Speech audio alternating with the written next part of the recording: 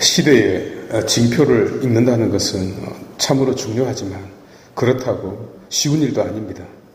내가 서 있는 삶의 자리가 현재에 묶여있는 까닭입니다.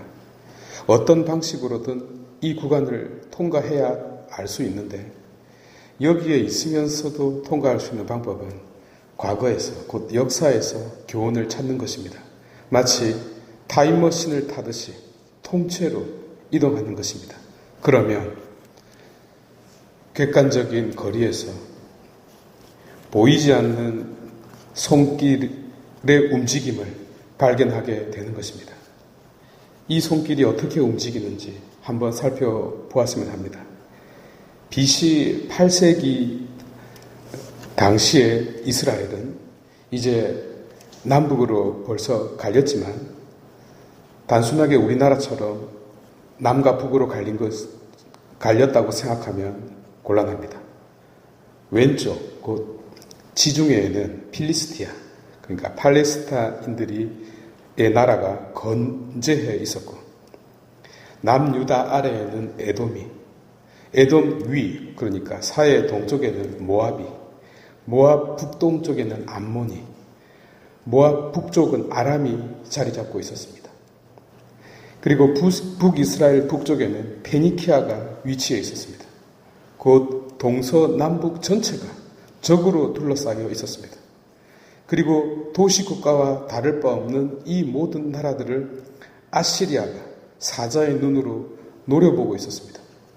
여로보암 2세 때 북이스라엘은 번영했고 남유다도 우찌야 임금 때 번영을 합니다만 그것은 사자가 옆에 있는지도 모르고 풀을 뜯어먹고 있는 세렝게티의 가젤과도 같았습니다.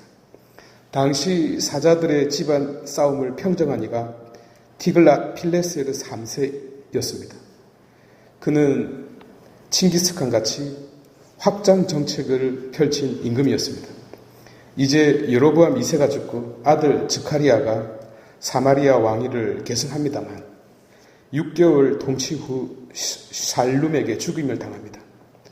그 역시 몇 주 만에 무나엠에게 죽임을 당하죠. 이때가 BC 738년입니다. 티글랏 필레세르 3세는 자태를 뽐내면서 가젤들이 살고 있는 시리아로 입맛을 다지면서 원정길에 나섭니다. 이스라엘, 하마, 다마스쿠스, 띠로와 그 밖의 모든 도시 국가들이 아시리아에 무릎을 꿇었고 소고기와 삼겹살, 소주를 곡물로 바쳐야 했습니다.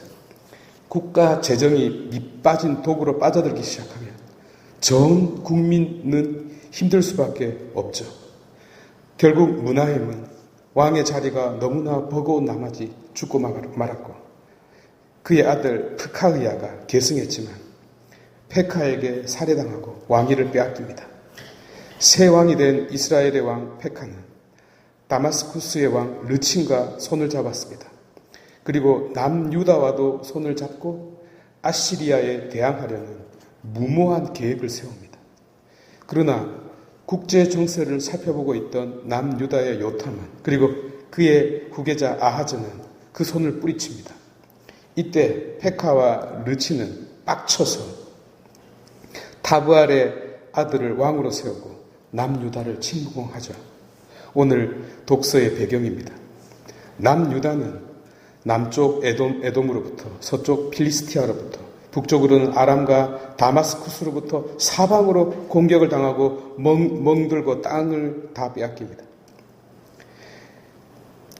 이 위기 앞에서 아하즈는 아시리아 왕에게 급히 디올백 100개를 보냅니다. 이 디올백 100개를 받고서야 아시리아 왕은 이스라엘과 다마스쿠스를 공격하죠. 그래서 예루살렘이 겨우 살아났습니다. 오늘 이사야가 아하즈에게 전한 말씀의 요지가 바로 이것입니다. 하느님은 아시리아를 당신 섭리의 도구로 사용하실 것입니다. 이방인의 국가를 당신 섭리의 도구로 사용한다? 역설이지 않습니까? 반면 복음은 시대를 더 거슬러 올라가서 아브라함의 시대까지 거슬러 올라갑니다. 폼페이 최후의 날처럼 소돔과 고모라는 평지 마그마 위에 있었던 도시였습니다. 한순간에 잿더미로 변하고 말았는데 성경은 그 이유를 도덕적 타락으로 보았습니다. 그러니까 독서는 통치자의 불신앙과 타락이 그 원인이 되어서 이방 국가인 아시리아를 도구로 사용하여 심판을 하고, 복음은 너나 할 것 없는 인간 군상들 모두의 타락이 원인이 되어 이제는 자연이 심판의 도구로 사용되고 있습니다. 예수님도 이를 부정하지 않고 자연이 도구로 이용된 그 끔찍한 재앙을 인용하셨습니다. 무엇 때문에 예수님께서 그토록 역정을 내셨을까요? 그것은 당신이 사람들에게 공짜로 당신의 디올백을 주시겠다고 했는데도 사람들이 거절했기 때문입니다. 김영란법에 걸린다나요?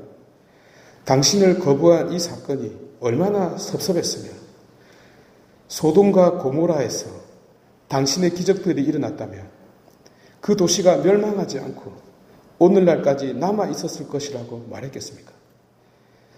하여 불신이라는 것, 아니 차갑게 식어버린 냉랭하다는 것은 그래서 믿음과 정반대에 서 있는 것입니다. 얼마나 중요하느냐 하면 믿음이 하느님으로 하여금 역사에 개입하는 요인이라면 불신은 하느님의 행위를 멈추게 하는 요인이 됩니다. 여러분, 하느님은 세계 역사에 개입하시고 동시에 대자연 또한 도구로 사용하는 분이십니다. 이 말을 오해하지 마시기 바랍니다. 주도권을 가지고 당신의 권한을 행사한다는 뜻입니다. 이 세상이 당신 것이니까요. 당신이 주인이시니까요.